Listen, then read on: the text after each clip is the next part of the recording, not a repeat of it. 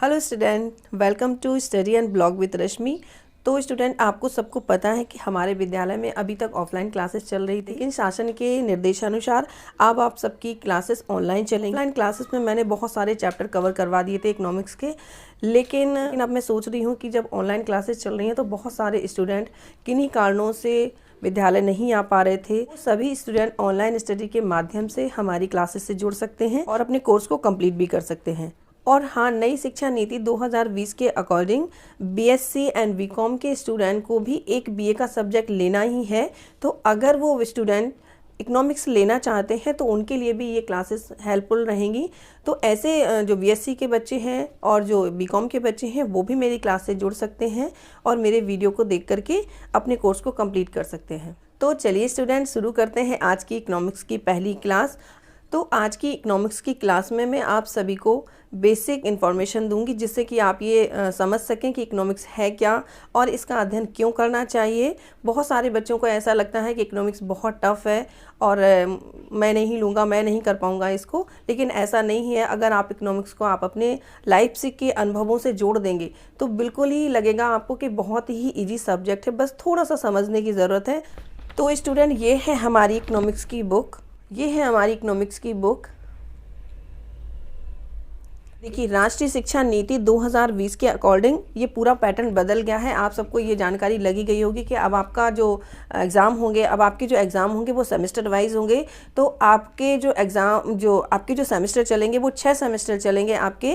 अभी आपका first semester चल रहा है, तो ये फर्स्ट सेमेस्टर की बुक आ गई है। सेकेंड सेमेस्टर की बुक अभी नहीं आई है। तो जब जैसे ही फर्स्ट सेमेस्टर आपके कंप्लीट होंगे उसके बाद सेकेंड सेमेस्टर का आपका बुक और आपकी जो भी मटेरियल होगा, स्टडी मटेरियल, वो आ जाएगा। तो ये जो बुक है ये है व्यष्टि अर्थशास्त्र के सिद्धांत, यानी कि प्रिंसिपल ऑफ माइक्रो इकोनॉमिक्स। आज मैं आपको ये बताऊंगी कि इस सेमेस्टर में कितने पेपर होने हैं और इकोनॉमिक्स के कितने पार्ट होते हैं। ये सारी चीज़ें आज मैं आपके साथ क्लियर करूंगी और हो सकेगा तो चैप्टर भी शुरू करूंगी आपको पढ़ाने का। तो सबसे पहले यहाँ पर बोर्ड अवेलेबल नहीं है, तो मैंने कुछ पेज पर लिखा हुआ। तो स्टूडेंट, आपके बुक का जो नाम है मैंने आपको बताया था, प्रिंसिपल ऑफ माइक्रो इकोनॉमिक्स, यानी कि व्यष्टि अर्थशास्त्र के सिद्धांत। और आपका ये फर्स्ट सेमेस्टर, आपका ये पहला सेमेस्टर है और इसके 2 पार्ट होंगे। 2 पेपर आपको देने पड़ेंगे फर्स्ट सेमेस्टर में, पेपर फर्स्ट और पेपर सेकंड। तो पेपर फर्स्ट में आपकी कितनी यूनिट आएंगी वो मैं आपके साथ आज क्लियर करूंगी। पेपर सेकंड में आपकी कितनी यूनिट आएंगी वो मैं आज आपके साथ क्लियर करूंगी। क्योंकि यहाँ पर बोर्ड अवेलेबल नहीं है तो मैंने कुछ इंपॉर्टेंट टॉपिक पेपर पर लिख लिए हैं, जिससे कि आप उन्हें नोट डाउन कर सके अपने रजिस्टर में और जिससे आपके भी नोट्स जो है वो बनते चले जाए। तो चलिए स्टूडेंट, शुरू करते हैं। आपका ये फर्स्ट सेमेस्टर है, इसमें पेपर 2 होंगे और पेपर फर्स्ट में आपका, मैं आपको बता दूं क्या क्या पढ़ना है। इंट्रोडक्शन पढ़ना है आपको। फर्स्ट यूनिट है आपकी इंट्रोडक्शन, यानी कि परिचय, और ये आपका है फर्स्ट यूनिट का। सेकेंड यूनिट में है आपकी कंज्यूमर थ्योरी, यानी कि उपभोक्ता सिद्धांत। थर्ड यूनिट है आपकी प्रोडक्शन एंड कॉस्ट, यानी कि उत्पादन और लागत। तो 3 यूनिट है आपकी फर्स्ट पेपर की।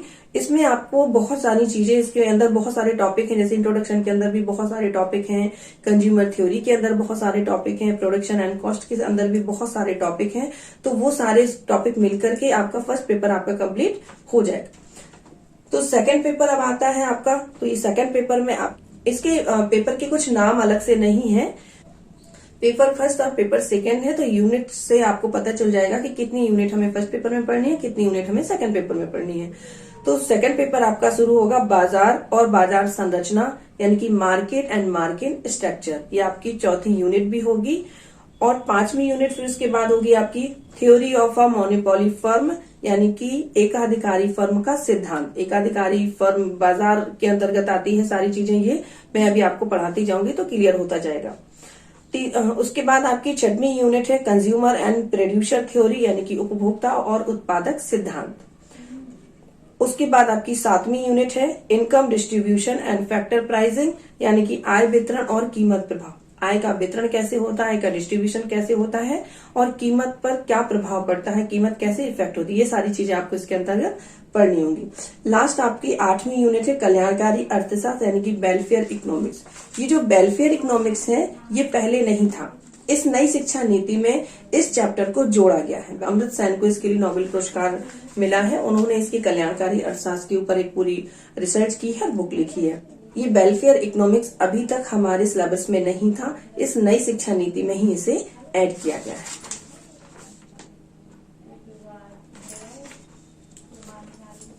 ये है आपकी बुक और इस बुक में आप सबसे पहले चैप्टर निकालेंगे। अब सबके पास बुक अवेलेबल नहीं होंगी तो जो भी मैं लिखवा रही हूँ नोट्स बनवा दूंगी, तो जैसे भी होगा वो मैं आप सबको थोड़ा बहुत जो भी वो मैं आपको प्रोवाइड करवाऊंगी।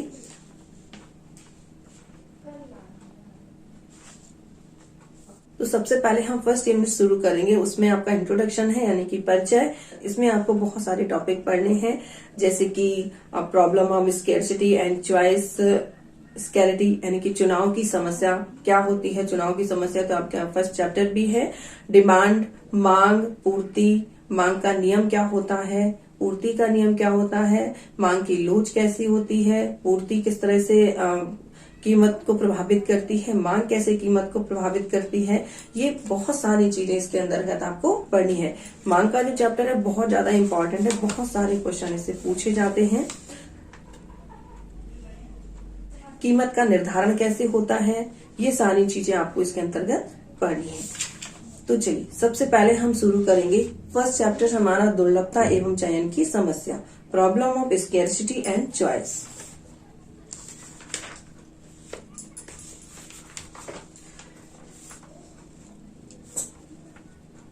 फर्स्ट चैप्टर हमारा दुर्लभता एवं चयन की समस्या है, problem of scarcity and choice. थोड़ा सा दिखने में शायद प्रॉब्लम हो रही होगी, पॉसिबल हुआ तो मैं इसकी पीडीएफ आप सबको प्रोवाइड करवा दूंगी जिससे कि आपको नोट्स बनाने में कोई प्रॉब्लम नहीं होगी। तो सबसे पहले तो हम ये जान लेते हैं दुर्लभता है क्या और चयन की समस्या क्यों होती है।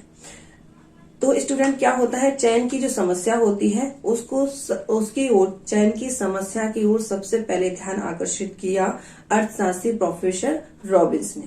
प्रोफेसर रॉबिन्स ने अपनी एक पुस्तक लिखी थी, an essay on the nature and significance of economic science.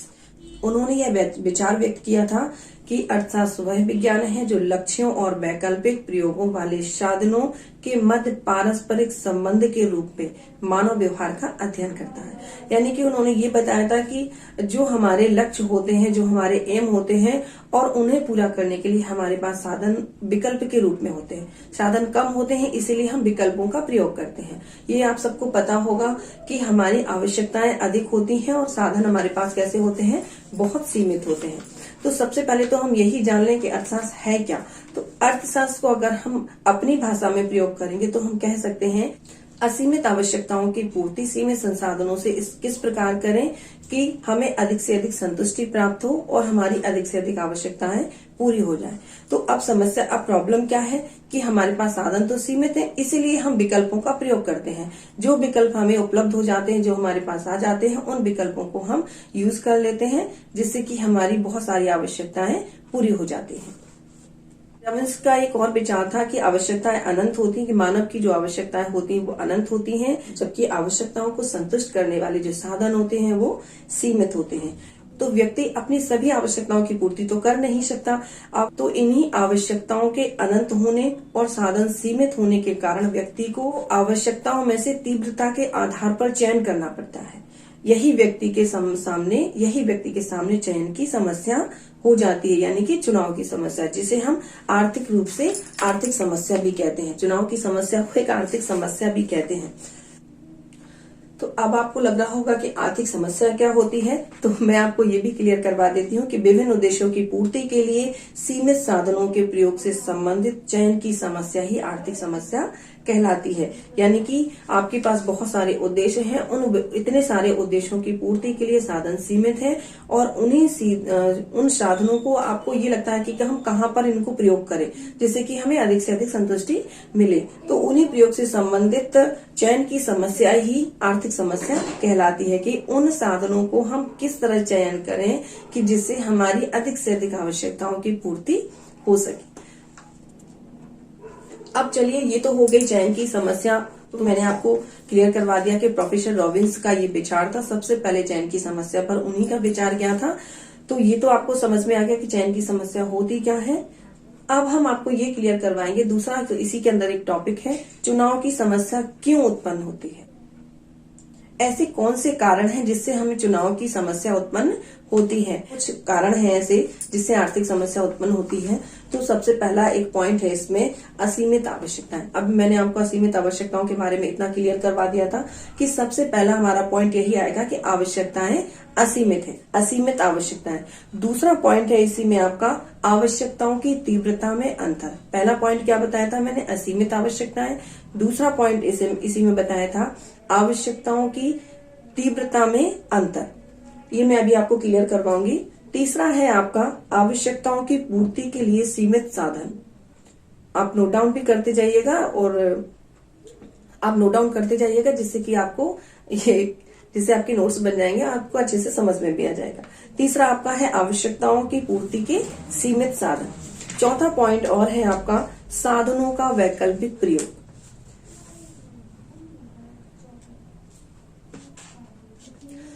चौथा पॉइंट है आपका साधनों का वैकल्पिक प्रयोग। और पांचवा पॉइंट है आपका चुनाव की समस्या, चयन या चुनाव की समस्या। तो ये 5 कारण हैं जिससे हमें चुनाव की समस्या से गुजरना पड़ता है, यानी कि हमें चयन करना पड़ता है। तो वो चयन करना ही हमारे लिए आर्थिक समस्या बन जाती है।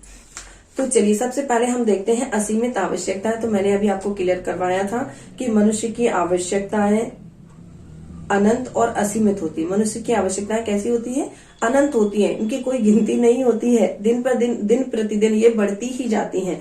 एक आवश्यकता को हम पूरा करते हैं, दूसरी आवश्यकता शुरू हो जाती है। यानी कि हमारी आवश्यकता नई वाली जो आवश्यकता आपकी शुरू होने वाली है वो पूरी भी नहीं हो पाती, तो और दूसरी आवश्यकता आपकी खड़ी हो जाती है। तो एक आवश्यकता के पूर्ण होने पर सब नई आवश्यकता उत्पन्न हो जाती है। अतः क्या करना पड़ता है, मनुष्य को सभी आवश्यकताओं के अब मनुष्य की सभी आवश्यकताओं को संतुष्ट तो नहीं किया जा सकता, इसलिए हमें चयन करना पड़ता है। तो ये हो गया हमारा असीमित आवश्यकताएं। आशा करती हूँ आपको समझ में आ रहा होगा। दूसरा पॉइंट है आपका आवश्यकताओं की तीव्रता में अंतर। तो इसमें क्या है कि आवश्यकताओं में तीव्रता होती है। आवश्यकताएं जो होती हैं वो तीव्रता की दृष्टि से भिन्न होती है, यानी कि आवश्यकताओं में तीव्रता होती है। प्रत्येक मनुष्य के लिए कुछ आवश्यकताएं अधिक महत्वपूर्ण होती हैं और कुछ के लिए वो आवश्यकताएं कम महत्वपूर्ण होती हैं। जरूरी नहीं है कि हर आवश्यकता हर व्यक्ति के लिए एक जैसी हो सकता है कि आपकी आवश्यकता दूसरे व्यक्ति के लिए बिल्कुल भी ना हो और उसकी आवश्यकता आपके लिए बिल्कुल भी ना हो।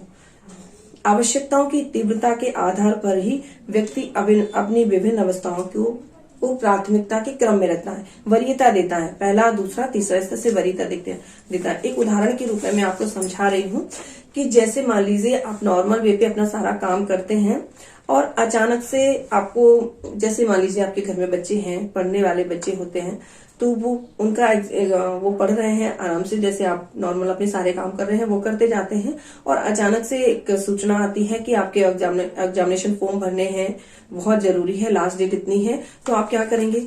अब आप बताइए कि ये जो आवश्यकता आपकी हो गई, ये नई आवश्यकता ने जन्म ले लिया। पुरानी आपकी तो चली रही थी, नई आवश्यकता ने जन्म ले लिया और इसमें इतनी तीव्रता है कि आप अपनी पिछली सारी आवश्यकताओं को वहीं पर विराम दे देंगे और इस नई आवश्यकता की पूर्ति करने के लिए तत्पर हो जाएंगे। तो सबसे पहले आप इसे पूरा करेंगे, उसके बाद अपनी और चीजों को पूरा करेंगे। तो ये कहने का मतलब ये है कि आवश्यकताओं में तीव्रता होती है। जितनी आवश्यकता तीव्र होती है उतनी ही जल्दी उसे हम पूरा करते हैं। तो स्टूडेंट, आपको समझ में अब आ गया होगा कि आवश्यकताओं की तीव्रता में अंतर होता है। जो आवश्यकता जितनी तीव्र होती है उसकी पूर्ति पहले की जाती है। तो इसमें यहाँ पर भी तो ये दूसरा पॉइंट था चयन की समस्या का। ये दूसरा कारण था आवश्यकताओं की तीव्रता में अंतर का। तो चलिए तीसरा पॉइंट देखते हैं इसका, आवश्यकताओं की पूर्ति के सीमित साधन। तो मैंने अभी जब से ये चैप्टर शुरू है आप सबको कई बार बता दिया है कि आवश्यकताओं की पूर्ति के जो संसाधन होते हैं वो कम होते हैं, यानी कि हमारे पास जो हमारी आय, साधन का मतलब यहाँ पर हमारी आय से होता है। साधन का तात्पर्य यहाँ पर हमारी आय से होता है, क्योंकि आय से ही हम अपनी आवश्यकताओं की पूर्ति करते हैं। तो आय कितनी होती है? लिमिटेड होती है। हर व्यक्ति की आय लिमिटेड होती है। उस ऐसा नहीं है कि किसी व्यक्ति की इस महीने की आय कुछ होगी, अगले महीने की कुछ और होगी, थोड़ा बहुत कभी कभी बढ़ जाती है। लेकिन तो अब आवश्यकताओं की पूर्ति के सीमित साधन, आवश्यकताएं बहुत सारी हैं, पूर्ति के साधन बहुत सीमित हैं, इसलिए हमें उसमें चुनाव करना पड़ता है कि किस आवश्यकता की पूर्ति के लिए हम कौन सा साधन लगाएं जिससे कि हमें अधिक से अधिक आवश्यकताओं की पूर्ति हो जाए और हमें संतुष्टि भी मिल जाए, यानी कि हम संतुष्ट भी हो जाएं, क्योंकि हमारी जितनी आवश्यकताओं की पूर्ति होती जाएगी हमें संतुष्टि मिलती जाएगी। साधन के सीमित होने का से तात्पर्य हमारा ये भी होता है कि जितनी मात्रा में इन साधनों की मांग है उतनी मात्रा में यह उनकी तुलना में ये कम उपलब्ध है। जितनी मात्रा में हम साधनों की मांग करते हैं उसकी तुलना में यह बहुत कम उपलब्ध है। एक बार और मैं आपको क्लियर करवाती थी कि साधन का मतलब आय होता है और जो वस्तु मनुष्य की आवश्यकताओं को संतुष्ट करने की क्षमता रखती है वो साधन कहलाती है।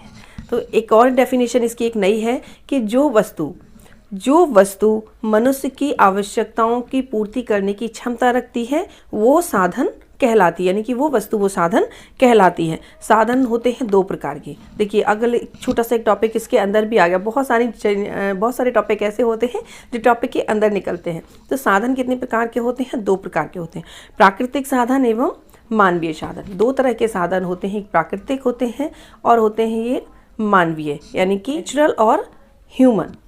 और दोनों ही प्रकार के साधन, प्राकृतिक हो या मानवीय, हमारी आवश्यकताओं को संतुष्ट करने के दृष्टिकोण से कम होते हैं।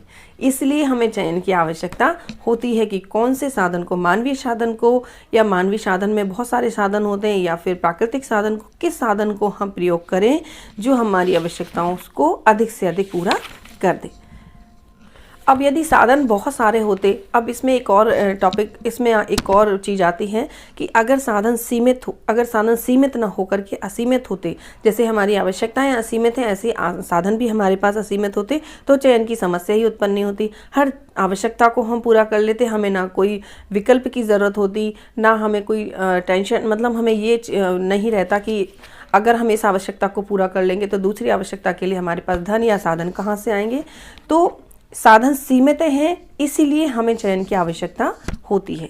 तो तीसरा पॉइंट आपका क्लियर हो गया होगा। चौथा है साधनों का वैकल्पिक प्रयोग। वैकल्पिक प्रयोग का मतलब होता है कि एक साधन को हम दूसरे साधन के जगह पर यूज कर सकते हैं, यानी कि साधन को हम एक से अधिक जगह पर प्रयोग कर सकते हैं। इसीलिए हमें चयन की समस्या होती है। साधन न केवल सीमित होते हैं बल्कि उनका वैकल्पिक प्रयोग भी होता है, तो इसीलिए हम वैकल्पिक प्रयोग भी होता है। जैसे एक एग्जाम्पल दें कि बिजली का यूज़ हम बहुत सारी चीज़ों में करते हैं। एसी चलाते हैं, कूलर चलाते हैं, पंखा चलाते हैं, मशीनों को चलाने का काम करते हैं, और उद्योग धंधे भी हमारे बिजली से चलते हैं। तो हम घर में भी ये चीज़ को तय करते हैं कि एसी चलाएंगे तो सारे पंखे बंद कर देंगे, या पंखा चलाएंगे तो और सारी चीज़ें बंद कर देंगे। तो उनका क्योंकि हम विकल्प में यूज कर सकते हैं। अब चूंकि साधनों का वैकल्पिक प्रयोग है, हम एक साधन को कई जगह प्रयोग कर सकते हैं, तो हमारे सामने ये समस्या उत्पन्न हो जाती है कि किस साधन को हम किस काम के लिए प्रयोग करें, यानी कि किस साधन को हम किस आवश्यकता के लिए प्रयोग करें। ये हो गया आपका चौथा पॉइंट। पांचवा पॉइंट है आपका चयन या चुनाव की समस्या। आप नोट डाउन भी करते जाइएगा साथ साथ में। तो चयन या चुनाव की समस्या से तात्पर्य ये है कि कोई भी व्यक्ति हो, परिवार हो, देश हो, अपने सीमित साधनों में अपनी सभी आवश्यकताओं की पूर्ति नहीं कर सकता। तो उसके सामने ये समस्या हमेशा बनी रहती है कि अपने कौन कौन से साधन को कितनी कितनी मात्रा में कौन कौन सी आवश्यकताओं की पूर्ति में वो लगाए। ठीक है, उसके सामने हमेशा ये चयन की समस्या उत्पन्न हो जाती है, और चयन की समस्या ही आर्थिक समस्या कहलाती है। मैंने आपको कई बार बता भी दिया है। तो इस विवेचन से आपको ये स्पष्ट हो गया होगा कि चयन की समस्या ही आर्थिक समस्या होती है। यदि मानवीय आवश्यकताओं की तरह साधन भी असीमित होते तो चयन की समस्या बिल्कुल भी उत्पन्न नहीं होती और ना कोई आर्थिक समस्या उत्पन्न होती। यानी कि हम कह सकते हैं कि साधनों की दुर्लभता ही सभी आर्थिक समस्याओं की जननी है। यानी कि साधन दुर्लभ है, इसीलिए हमें समस्या से गुजरना पड़ता है और हमारे चयन की समस्या ही आर्थिक समस्या बन जाती है। चयन या दुर्लभता की समस्या उत्पन्न हो जाती है, वहीं पर अर्थशास्त्र का जन्म हो जाता है। क्योंकि अर्थशास्त्र हमें ये सिखाता है कि हम अपने असीमित आवश्यकताओं की पूर्ति सीमित संसाधनों में कैसे करें, कहाँ पर किन साधनों का यूज़ करें, कितनी मात्रा में यूज़ करें, जिससे कि बैलेंस बना रहे और हमारी अधिक से अधिक आवश्यकताओं की पूर्ति हो, हमें अधिक से अधिक संतुष्टि प्राप्त हो सके। तो आशा करती हूँ कि आपको ये हमारा आज का ये टॉपिक समझ में आया होगा। अगर कोई डाउट हो तो वो आप कमेंट बॉक्स में मुझे बता सकते हैं। स्टूडेंट, अगर आपको कोई डाउट हो तो आप मुझे कमेंट बॉक्स में बता सकते हैं। तो किसी दिन मैं फिर एक डाउट क्लास ले लूँगी जिसमें आप सबके डाउट क्लियर करवा दूँगी। अगर पॉसिबल हुआ तो मैं आपको PDF भी उपलब्ध करा दूँगी, जिससे आपके नोट्स भी बन सकेंगे। तो मेरे सभी ऑनलाइन क्लासेस देखने के लिए आप मेरे channel study and blog with Rashmi को सब्सक्राइब कर लीजिए विद बेल बटन, जिससे कि आपको नोटिफिकेशन मिल जाएगी जैसे ही मैं वीडियो अपलोड करूँगी। तो स्टूडेंट, मिलते हैं अगली क्लास में। तब तक के लिए take care and bye bye.